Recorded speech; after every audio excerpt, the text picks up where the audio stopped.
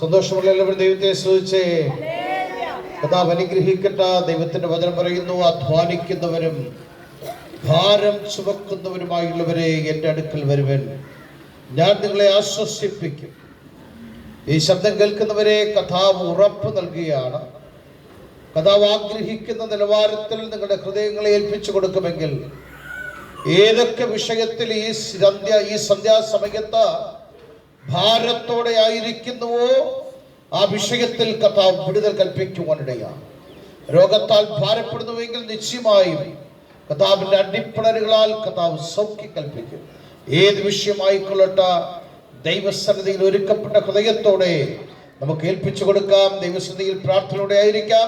തുടർന്നുള്ള സമയം കർത്താവിൽ പ്രശസ്തനായ ദേവദാസൻ പാസ്റ്റർ എ.സി. തോമസ് ദൈവ വചനത്തിൽ നിന്ന് ശുശ്രൂഷിക്കും. നമുക്ക് പ്രാർത്ഥനയോടെ ആയിരിക്കാം. കർത്താവ് അനുഗ്രഹിക്കട്ടെ. ദേവദാസനെ തുടർന്ന് വചന ശുശ്രൂഷയ്ക്കായി സ്വാഗതം ചെയ്യാം. എല്ലാവരും കരപിടിച്ച ദൈവത്തെ സ്തുതിച്ചു.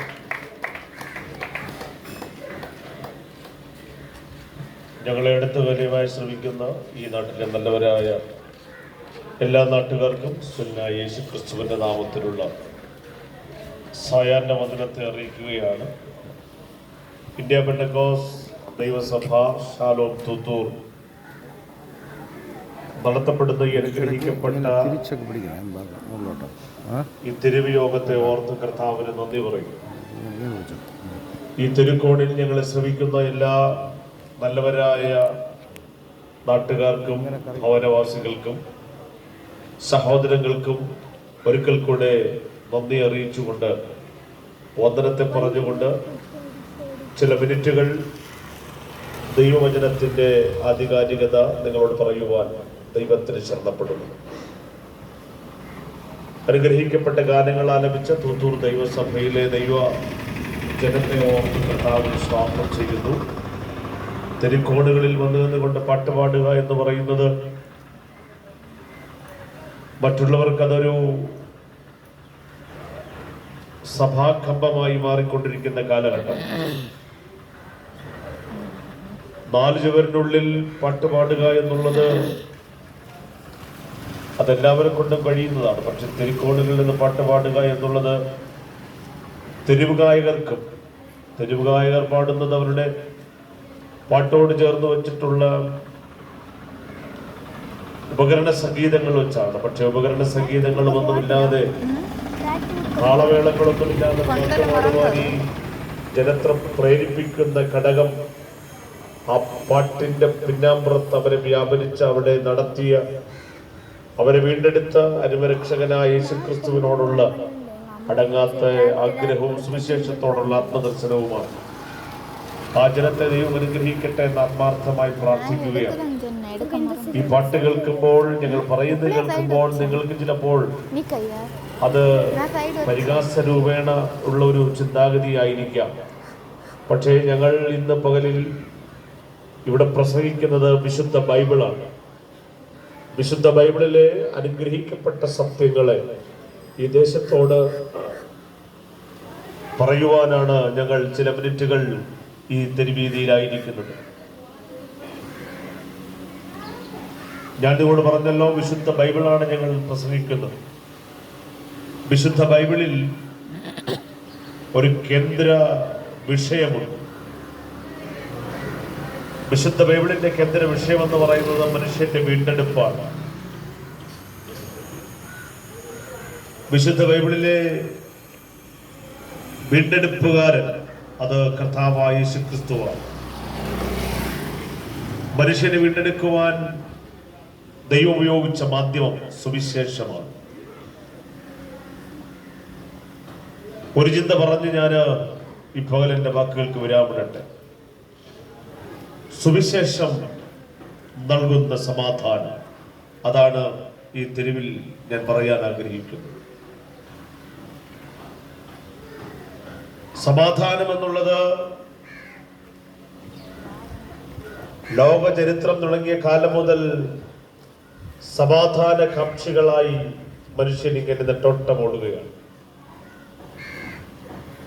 അവതാര പുരുഷന്മാരും യുഗപുരുഷന്മാരും ചരിത്ര പുരുഷന്മാരും ലോകത്തിന് സമ്മാനിക്കാൻ ആഗ്രഹിച്ചതും സമാധാനമാണ്.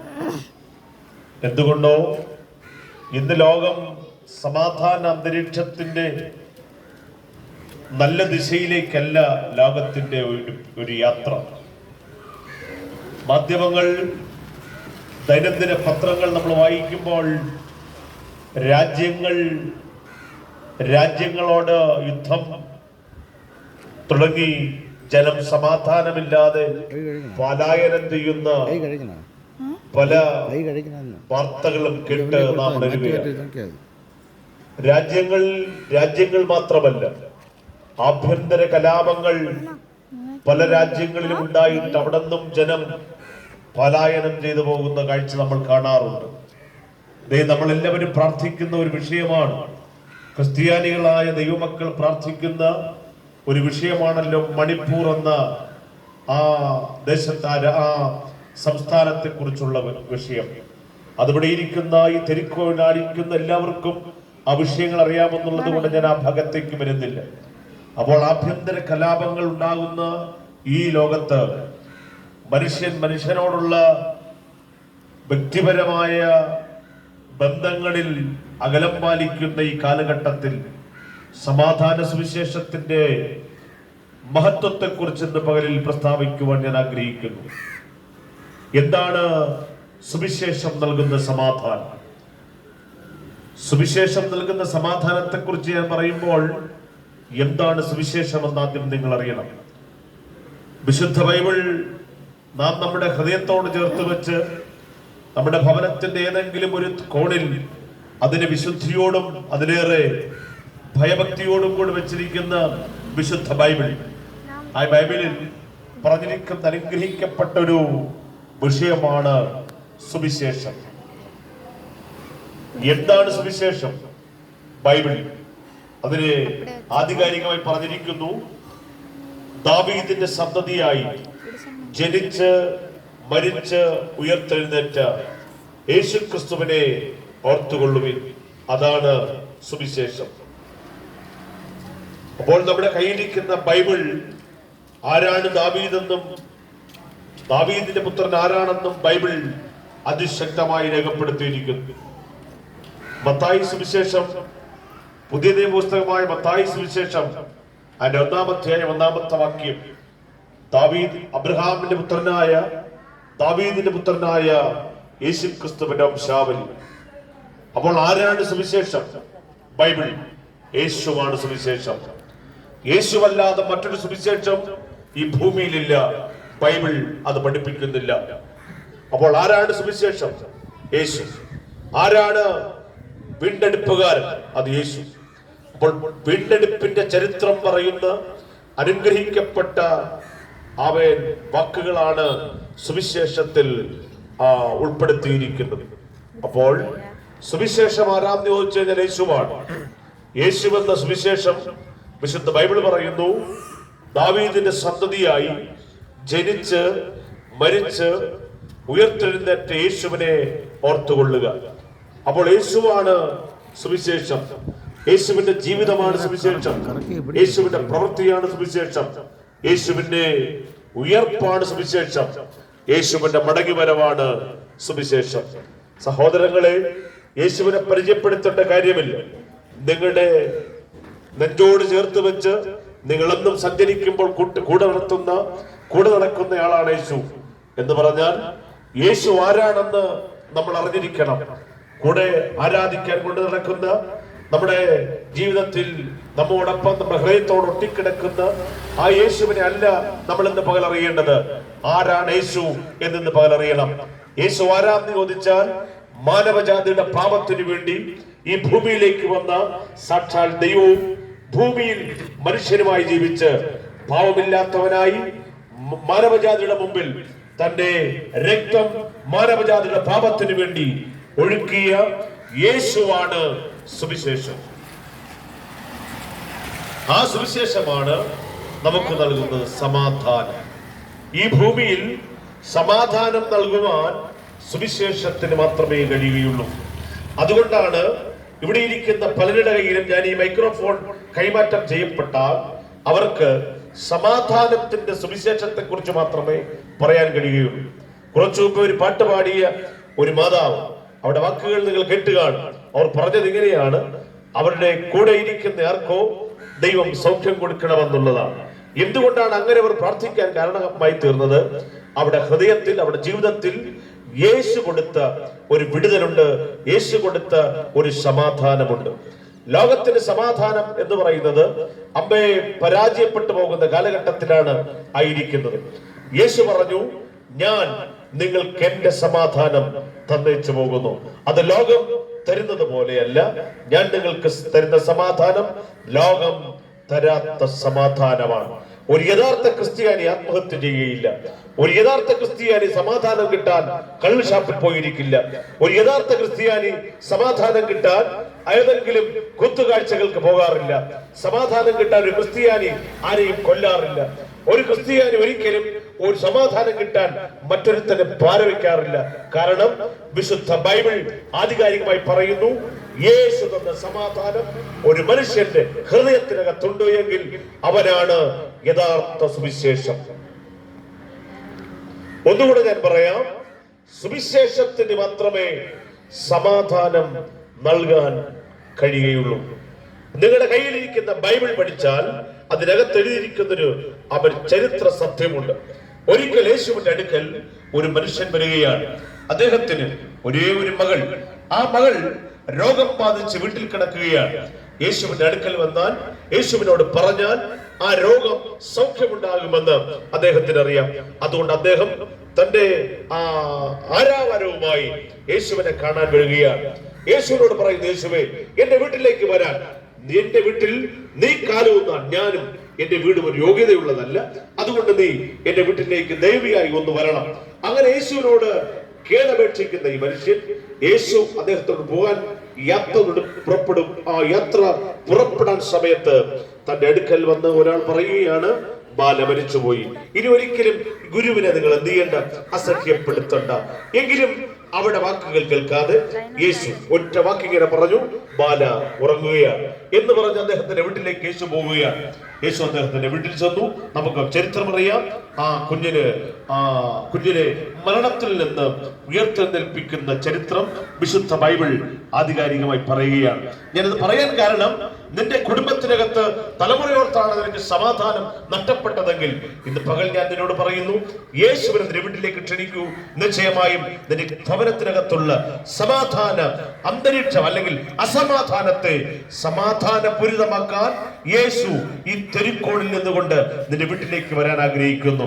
ഹേ മനുഷ്യ, നീ യേശുവിനോട് കൂടെ ജീവിക്കുന്നു എന്ന് പറഞ്ഞിട്ട് കാര്യമില്ല. യേശു നിന്റെ കൂടെ ഉണ്ടായിരിക്കണം. യേശു നിന്റെ ഭവനത്തിൽ ഉണ്ടായിരിക്കണം. യേശു നിന്റെ ജീവിതത്തിൽ ഉണ്ടായിരിക്കണം. യേശു നിന്റെ വ്യക്തിപരമായ യാത്രകളിൽ ഉണ്ടായിരിക്കണം.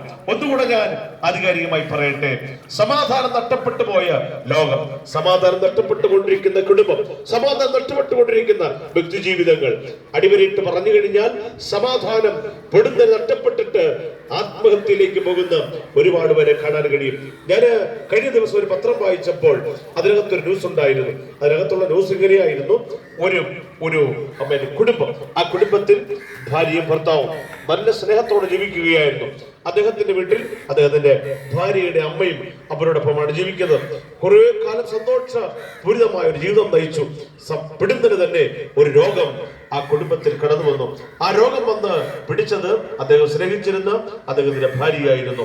ഒരുപാട് ട്രീറ്റ്മെന്റ് ചെയ്തു.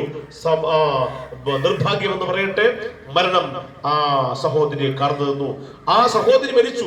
1-2 ദിവസം ദുഃഖം താങ്ങാൻ കഴിയാതെ ഈ മനുഷ്യൻ താന് ഒരുപാട് സെന്ററുകളിൽ പോയി തന്റെ മനസ്സമാധാനത്തിന് വേണ്ടി. അദ്ദേഹത്തിന് മനസ്സമാധാനം കിട്ടിയില്ല. അദ്ദേഹം തീരുമാനിച്ചു അദ്ദേഹത്തിന്റെ ഭാര്യ മാതാവിനെ കൊന്നിട്ട് അദ്ദേഹത്തിന് ആ രാത്രി മരിക്കാം. അങ്ങനെ ചിന്തിച്ച അദ്ദേഹം ആ രാത്രി വന്നു.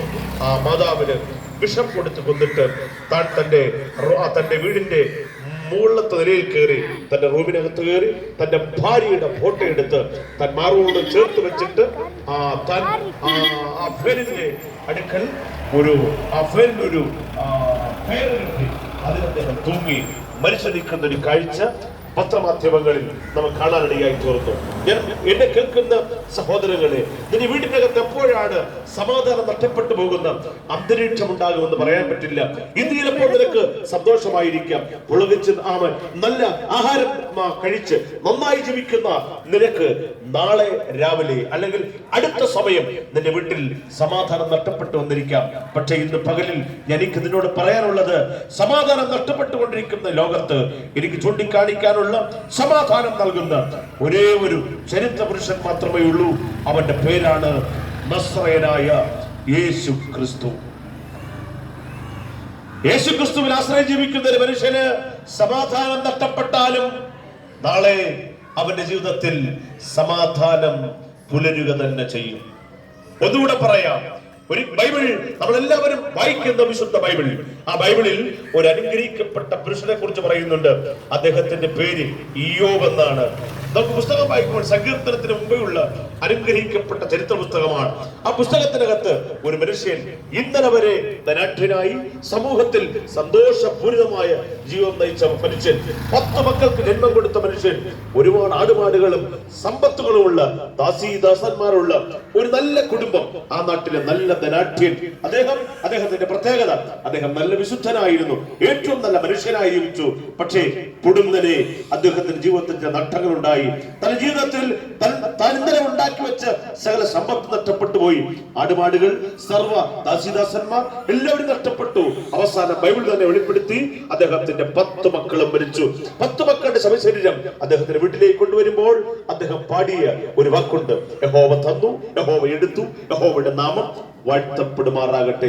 ഒന്നുകൂടെ ഞാൻ ഈ തെരുക്കോണിൽ നിന്നുകൊണ്ട് ദേശനിവാസികളോട് പറയുന്നു, നീ എത്ര വിശുദ്ധനായി ജീവിച്ചാലും എത്ര ഭക്തനായി ജീവിച്ചാലും സമാധാനം നഷ്ടപ്പെട്ടു പോകുന്ന ചില അന്തരീക്ഷങ്ങൾ, ചില ദിവസങ്ങൾ എന്റെയും നിന്റെ ജീവിതത്തിലുണ്ടാകാം. പക്ഷെ എവിടെയും സമാധാനത്തോടെ ജീവിക്കാൻ കഴിയണമെങ്കിൽ യേശുവിനെ നിന്റെ വീട്ടിനകത്തും നിന്റെ ജീവിതത്തിലും നീ കൂട്ടുകൂടിയിരിക്കണം.